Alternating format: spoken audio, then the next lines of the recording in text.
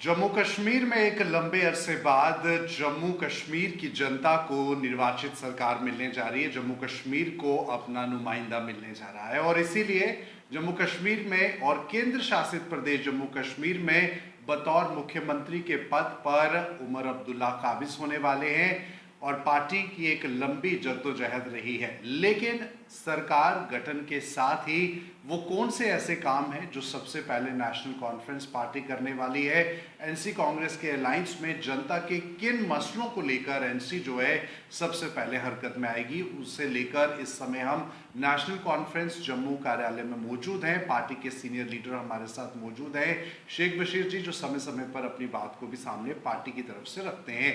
सबसे पहले शेख बशीर जी, आपका बहुत बहुत स्वागत है नव भारत में और बहुत बहुत मुबारकबाद भी है आपको। आपका भी बहुत बहुत शुक्रिया जी, कल का दिन बहुत महत्वपूर्ण रहने वाला है। जम्मू कश्मीर की सियासत के रूप में ऐतिहासिक दिन है। केंद्र शासित प्रदेश में पहली बार मुख्यमंत्री पद पर उमर अब्दुल्ला काबिज होंगे, लेकिन वहीं जहां शपथ ग्रहण का समारोह एक तरफ होगा तो दूसरी तरफ जनता के अंदर ये उम्मीदें भी होंगी कि आखिरकार जिस उम्मीद से जनता ने उन्हें वोट दिया है, नेशनल कॉन्फ्रेंस को अच्छे बहुमत से जिताया, कौन से वो काम है जो नेशनल कॉन्फ्रेंस करने जा रही है।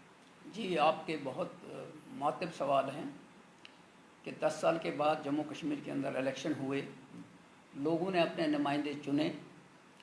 नुमाइंदे चुनने के बाद हर एक को उम्मीद है कि गवर्नमेंट बने और हम शुक्रगुजार हैं वोटर्स का कि जिन्होंने नेशनल कॉन्फ्रेंस को भरोसा दिया कि हुकूमत करें। आपने एक बात बिल्कुल दुरुस्त कही कि पहली दफ़ा यूटी का चीफ मिनिस्टर बनना जो है वो उमर साहब चीफ मिनिस्टर बनने जा रहे हैं। उनको राजभवन से न्योता आया हुआ है कल, और कल कैबिनेट हलफ लेगी। लोगों की उम्मीदें ये हैं कि जम्मू कश्मीर यूटी नहीं होना चाहिए था, ये स्टेटहुड रिस्टोर हो। पहला इशू ये है। उसके अलावा बहुत से इश्यूज़ हैं जम्मू कश्मीर के अंदर। बेरोज़गारी है, महंगाई है, डेली वेजर्स सड़कों के ऊपर रहे हैं यहाँ, उनके इश्यूज़ हैं। बिजली के मीटरों के इश्यूज़ हैं जी। मुझे लगता है कि 10 साल के अंदर 6 साल तो वो दौर है जो ब्यूरोक्रेटिक सेटअप का दौर है और बहुत से फैसले लिए गए हैं जो लोगों को पसंद नहीं है। अब लोगों का जो मैंडेट है वो ये है कि उनके वो जो इश्यूज़ हैं वो एड्रेस किए जाएं। तो हमारी ये प्रायोरिटी रहेगी कि कैबिनेट जब फॉर्म होगी तो उमर साहब ने भी इसमें बड़ा क्लियर कहा है कि हम इन इश्यूज़ को पहले ले लेंगे। जी। इसमें भी कोई शक नहीं है कि रुकावटें होती हैं यूनियन टेरिटरी में, मुदाखलत भी होती है, इंडिपेंडेंट डिसीजन नहीं ले सकते हैं। तो मैं समझता हूँ कि बीजेपी के जो चुने हुए नुमाइंदे हैं वो भी इस बात को महसूस करेंगे कि जम्मू कश्मीर के लोगों को यूनियन टेरिटरी का अनुभव नहीं है। जी, बशीर साहब, यहाँ जम्मू के संदर्भ से विशेष तौर पर बात की जाए, क्योंकि जम्मू और कश्मीर की बात करें तो मुद्दे भी कई जगहों पर बहुत अलग अलग रहते हैं। जिस तरह से हम अगर जम्मू संभाग की बात करें, यहाँ पर ज़्यादातर जो धरने प्रदर्शन हमने देखे, आप विपक्ष में थे अब तक, तो आपने भी देखा कि जम्मू संभाग में जो है स्मार्ट मीटर्स को लेकर प्रदर्शन हुए, प्रॉपर्टी टैक्स को लेकर विवाद खड़े हुए, और वहीं जम्मू में टूरिज़्म को बूस्ट मिलना चाहिए उसे लेकर भी प्रदर्शन हुए। बहुत सारे ऐसे मुद्दे हैं जम्मू की जनता के जो काफ़ी ज़्यादा असुलझे रहे।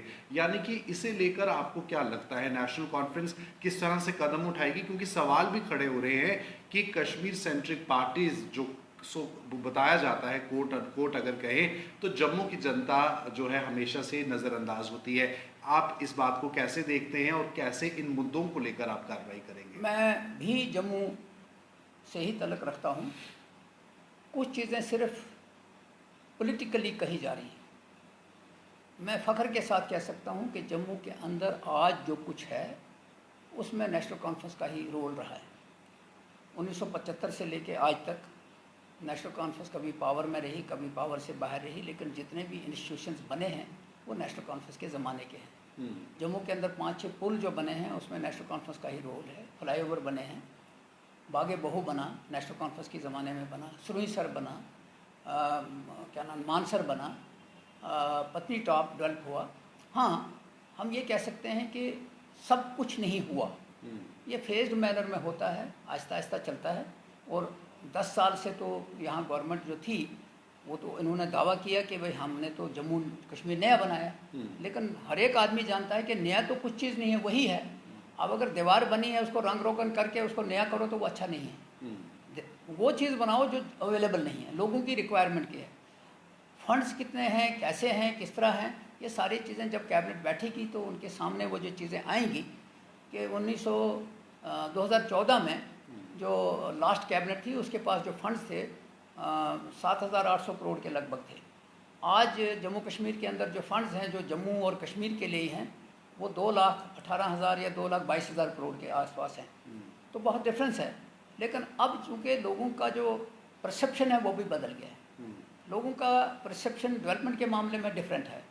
लोगों के अंदर जो महंगाई की वजह से लोगों की कमर टूट गई है, बेरोज़गारी बढ़ गई है क्योंकि 10 साल में नौकरियों का कोई सिलसिला ख़त्म हो गया। स्कूलों में टीचर नहीं हैं, अस्पतालों में पैरामेडिकल स्टाफ नहीं है, डॉक्टर्स नहीं हैं। बहुत सी चीज़ें ऐसी हैं जिनके ऊपर जो चुने हुए नुमाइंदे हैं वो बहस करेंगे और उस बहस के बाद जो चीज़ आ जाएगी, आज की डेट के ऊपर मैं नेशनल कॉन्फ्रेंस की तरफ से अपने साथियों को कहूँगा जो जम्मू के अंदर लोग हैं कि जो चुने हुए नुमाइंदे आते हैं ये उनके ऊपर है कि वो कैसे नुमाइंदगी करते हैं। बिल्कुल बशीर साहब, क्योंकि सरकार अब बनने जा रही है, सरकार बनने से पहले बहुत सारे सवाल उठ रहे थे कि जिस तरह से रीऑर्गेनाइजेशन बिल 2019 में उपराज्यपाल की पावर्स को बढ़ाया गया है, ऐसे में जो भी सरकार होगी रबर स्टैंप की सरकार होगी।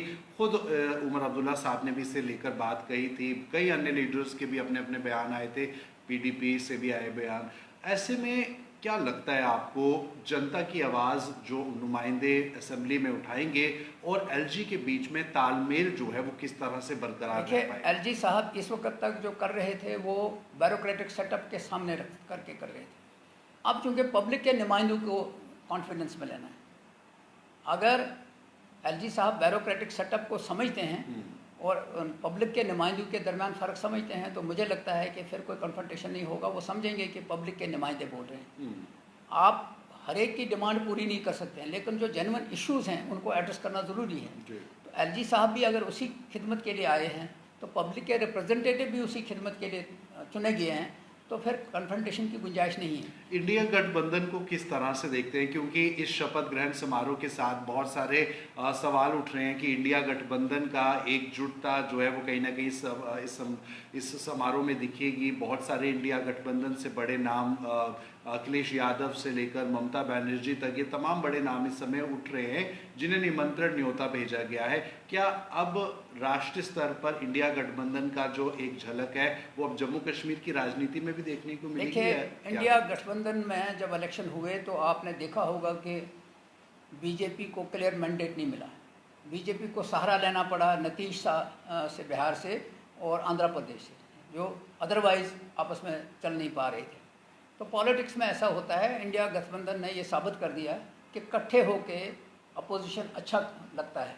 जम्मू कश्मीर में उसका फ़ायदा ये हुआ कि जम्मू कश्मीर के अंदर कांग्रेस के साथ जो अलायंस किया और जो आपने कहा है कि उनको न्योता गया है, वो सारी चीज़ें जो हैं वो आएंगे। इंडिया के अंदर अपोजिशन ने भी रहना है और जो हुकूमत कर रहे हैं उनको भी रहना है। हिंदू भी रहना है, मुसलमान ने भी रहना है, सिख ने रहना है, ईसाई ने रहना है। तो धर्म की राजनीति को खैरबाद कहना चाहिए और लोगों के इश्यूज़ को सामने रखे। क्योंकि जो गवर्नमेंट बनी है उस जम्मू कश्मीर में, इस गवर्नमेंट को हर एक फिरके, हर एक तबके, हर एक रीजन को कॉन्फिडेंस में लेके चलना है और उनको मैं यकीन दिलाता हूँ कि कोई शिकायत नहीं होगी। हाँ, ये डिपेंड ये करता है कि जो नुमाइंदा चुना गया है वो कैसे रोल अदा करता है। जी, आखिर में एक सवाल बशीर साहब, क्योंकि आपकी सरकार बनने जा रही है तो ऐसे में बहुत सारे कई आपके प्रतिद्वंदी है राजनीति में, उनके अपने अपने तर्क भी आ रहे हैं। इंजीनियर रशीद की बात करें तो उन्होंने कहा कि उमर अब्दुल्ला ने नेशनल कॉन्फ्रेंस ने यू टर्न ले लिया है धारा 370 को लेकर। वहीं बीजेपी से भी बड़े नाम हमेशा सामने आते रहे हैं जो परिवारवाद की राजनीति बोलते हैं और नेशनल कॉन्फ्रेंस को राजनीतिक पार्टी के रूप में देखते हैं जो परिवारवाद को बढ़ावा देती है। ऐसे में आप इन बयानों को लेकर इस समय किस तरह से देखते हैं? पहली चीज़ यह है कि लोगों का मैंडेट आया है, किसने किसको अपना नुमाइंदा चुना है ये लोगों के ऊपर है। अब ये जो आपने 370 की बात की, 370 एक ऐसा मुद्दा है जो ख़त्म नहीं होगा और 370 ऐसी चीज़ है कि जो जम्मू कश्मीर के लोगों के हित में है। उसमें मोटे तौर पर मैं कहूँगा कि लैंड टू दी टिलर नहीं हो सकता था अगर 370 नहीं होता। जम्मू कश्मीर के अंदर हर एक आदमी की अपनी छत है, हर एक आदमी अपने आराम से जी रहा है, कोई धर्म की राजनीति नहीं है। तो ये जो चीज़ें हैं, फर्स्ट प्रायोरिटी जो इंजीनियर रशीद की आपने बात की, इंजीनियर रशीद को इस्तेमाल किया गया, वो लोगों ने अब समझ लिया इंजीनियर रशीद कौन है। और भी जो बीजेपी के सहारे चलते थे उनको भी पता लग गया कि वहाँ खड़े हैं। अब लोगों का क्लियर मैंडेट आया है, उस मैंडेट को रिस्पेक्ट करनी है और उस मैंडेट की रिस्पेक्ट करते हुए ये अंदाज़ा किया जा सकता है कि जो लोगों के इश्यूज़ हैं, जिसमें बेरोज़गारी को कैसे ख़त्म किया जा सकता है, जिसमें रोड्स की जो हालत है, आपको सिटी में तो बड़ा ही लगता है लेकिन जब सिटी से बाहर निकलो तो बुरी हालत है।